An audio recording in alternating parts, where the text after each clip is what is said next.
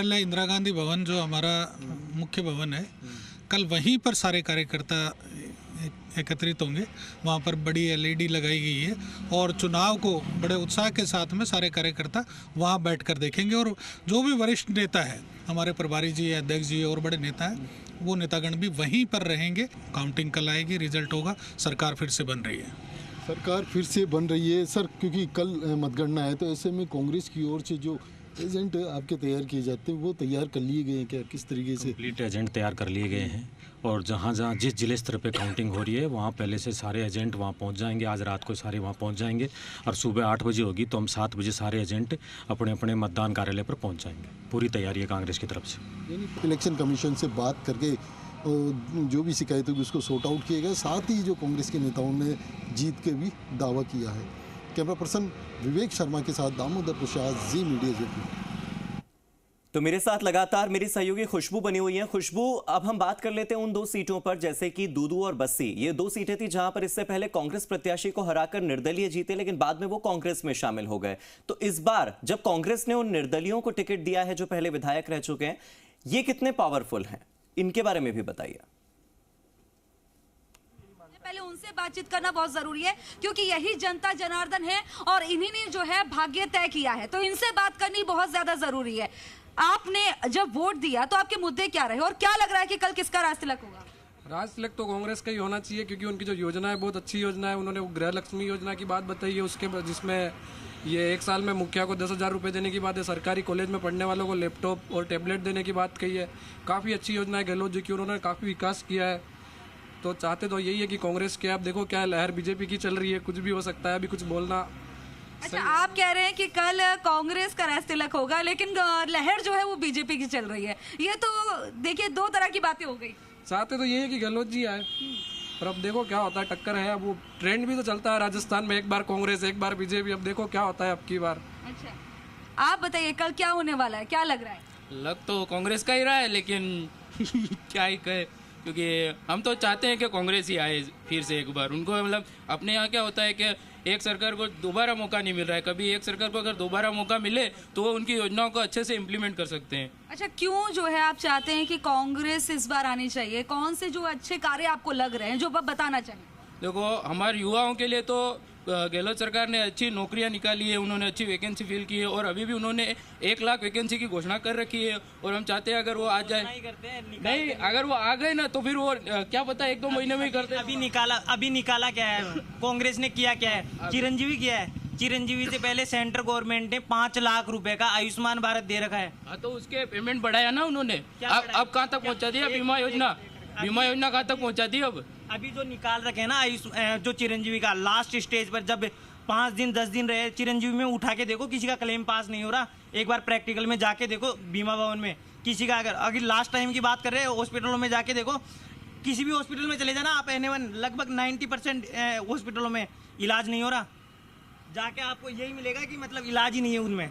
अच्छा, भी तो करवाया ना, RGHS भी तो करवाया। हमें तो उनका फायदा तो RGHS का भी तो हमें मिल रहा है। अरे तो उनके लिए आप जाके तो अच्छा, सुनिए, मुकाबला जो है यहाँ पर काफी रोचक हो गया। जिस चीज की हम बात कर रहे हैं हार्दिक, जाहिर तौर पर देखा जा रहा है एक बार बीजेपी एक बार कांग्रेस, तो वहीं बीजेपी और कांग्रेस दोनों के यहाँ पर समर्थक दिखाई दे रहे हैं और पूरी तरह से वही तस्वीरें नजर आ रही है। लेकिन कल क्या होगा ये खैर देखने वाली बात होगी। जब काउंटिंग शुरू होगी धीरे धीरे तस्वीरें साफ हो जाएंगी।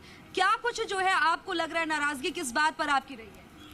सबसे ज्यादा हिंदुत्व पर, जिस हिसाब से अभी ये गहलोत सरकार ने। हिंदुत्व बड़ा मुद्दा या विकास बड़ा मुद्दा? मेरे हिसाब से हिंदुत्व है। आपके हिसाब से क्यों हिंदुत्व बड़ा मुद्दा है? जब ये देश ही नहीं रहेगा, धर्म ही नहीं रहेगा, तो क्या विकास का आचार थोड़ी। प्रधानमंत्री नरेंद्र मोदी को विकास पुरुष कहते हैं। बिल्कुल कहते हैं। तो विकास की बात होनी चाहिए, धर्म की बात। विकास के साथ धर्म भी चाहिए, दोनों चीजें चाहिए। विकास तब होगा जब हम इस देश में रहेंगे। जब देश से कौन निकाल रहा है आपको? देश से तो कोई कर ही नहीं सकता कुछ। भारत अपने आप में एक बड़ा नाम है। जब एक धीरे धीरे 56 कंट्री हो गई, तो वो धीरे धीरे ये भी एक थोड़े दिनों के अंदर खतरा किससे आपको? उनके अंदर खतरा किससे आपको? वो तो आप समझ रहे हो। मेरा बोलने का मतलब बस इतना ही काफी है। यानी कि आपको विकास नहीं चाहिए, आपको सिर्फ धर्म चाहिए। सर, आप क्या कहेंगे? आपका क्या मुद्दे रहे? आप लोगों के क्या मुद्दे रहे?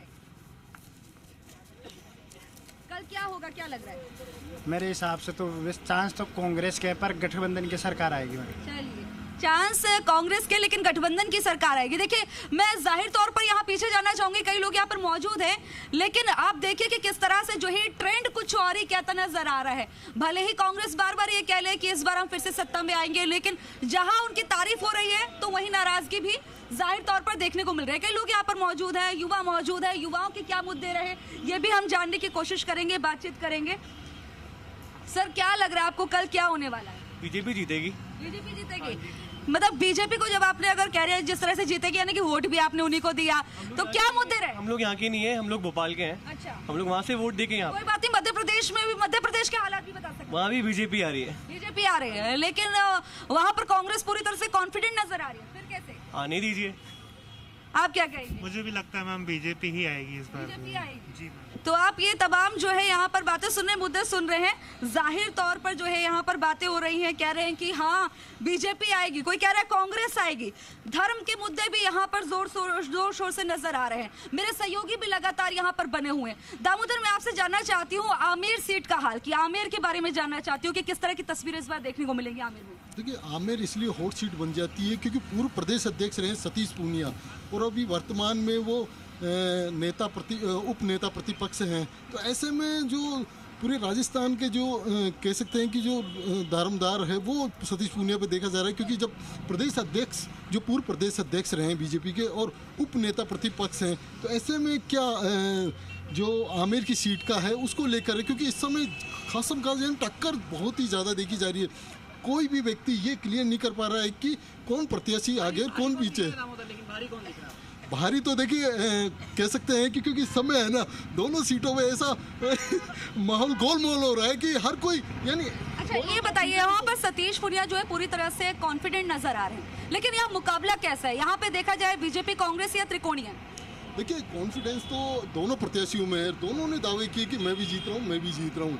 तो ऐसे में जो कह सकते हैं कि अब जो कल 3 तारीख के निर्णय है वो क्लियर होगा। ऐसे में जो तस्वीर है वो साफ होने वाली, कौन जीतेगा वो क्लियर नहीं हो पाएगी। देखिए शशि, हम एक एक सीट की बात करते हैं, लेकिन अब क्योंकि यहाँ पर दामोदर मौजूद है और लगातार उन्होंने सीटों को कवर किया है, जमवा रामगढ़ को भी उन्होंने पूरी तरह से कवर किया, तो मैं यहाँ की हालात भी सिर्फ दामोदर से जानना चाहूंगी। दामोदर, जमवा रामगढ़ में कैसी स्थिति दिखाई दे रही है? देखिए, जमवा रामगढ़ में भी इस बार टक्कर जबरदस्त है, त्रिकोणी मुकाबला है, और ख़ासतौर से जो निर्दलीय जो खड़ी है वो भी अपने आप में एक खास तौर से बड़े मतलब वोटर्स साधने की कोशिश की है।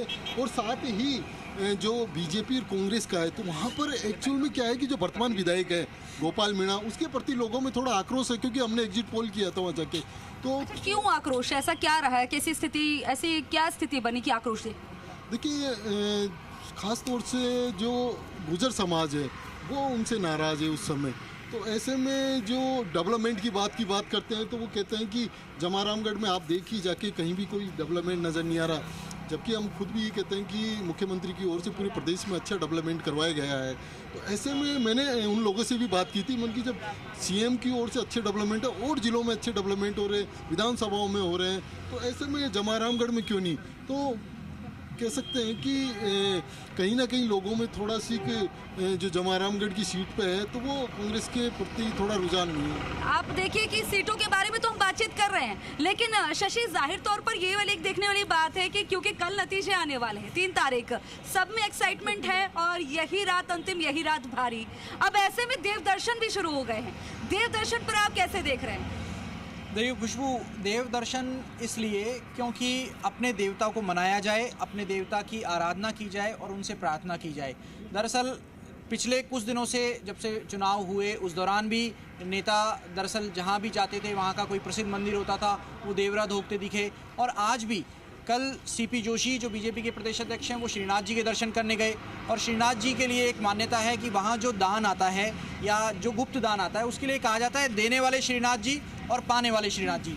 तो क्या सत्ता के प्रति भी उनका यही रुख है कि देने वाले श्रीनाथ जी और चलाएंगे भी, राज भी चलाएंगे उन्हीं के नाम पर? दूसरी तरफ वसुंधरा राजे जो पूर्व मुख्यमंत्री हैं, आज मोती डूंगरी गणेश मंदिर गई, उसके बाद मेहंदीपुर बालाजी गई, और गणेश जी को कहे जाते हैं, प्रथम पूज्य कहे जाते हैं, लेकिन विघ्न हरण भी कहे जाते हैं। क्या उनको कोई विघ्न दिख रहा है? और इसी तरीके से खुशबू, शशि मोहन, आप दोनों के पास लौट कर आऊंगा। मेरे सहयोगी विष्णु मेरे साथ लगातार जुड़े हुए हैं, विष्णु का भी रुख कर लेते हैं। विष्णु, आप इस वक्त बीजेपी कार्यालय पर मौजूद हैं, आप वहां की स्थिति भी दिखाइए, क्योंकि बीजेपी कॉन्फिडेंस और ओवर कॉन्फिडेंस दोनों के लिए जानी जाती है। जरा बताइए कि आज बीजेपी कितनी कॉन्फिडेंट और कितनी ओवर कॉन्फिडेंट? बिल्कुल हार्दिक, आपको बता दूं कि बीजेपी पूरी तरह कॉन्फिडेंट नजर आती है और नजर आ रही है, न केवल नजर आ रही है बल्कि दावे भी यहां पर किए जा रहे हैं। बीजेपी में जश्न की तैयारियां शुरू कर दी गई है। यहां 3 LED लगाई जा रही है। एक LED बिल्कुल बीजेपी ऑफिस के बाहर है, एक LED बीजेपी ऑफिस के पोर्च में लगाई गई है। इसके अलावा एक कंट्रोल रूम में लगाई जाएगी जहां से पल पल की जानकारी दी जाएगी। वर्तमान अगर इस समय की बात की जाए तो यहाँ पर प्रधानमंत्री नरेंद्र मोदी से संबंधित जो गीत संगीत है वो बज रहा है लगातार, और यहाँ अंदर जो ये बीजेपी ऑफिस है इसके अंदर बैठक चल रही है।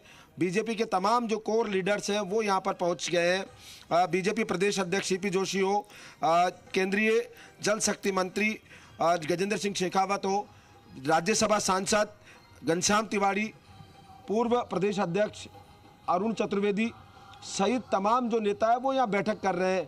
जो कल की तैयारियां हैं उसको लेकर यहाँ पर चर्चा मंथन किया जा रहा है। पूरे जश्न की तैयारियां यहाँ की जा रही है। पूरे बीजेपी ऑफिस को भगवामय कर दिया गया है। बाहर स्टेज लगाया गया है, जो भगवा रंग के गुब्बारे हैं वो लगाए गए हैं।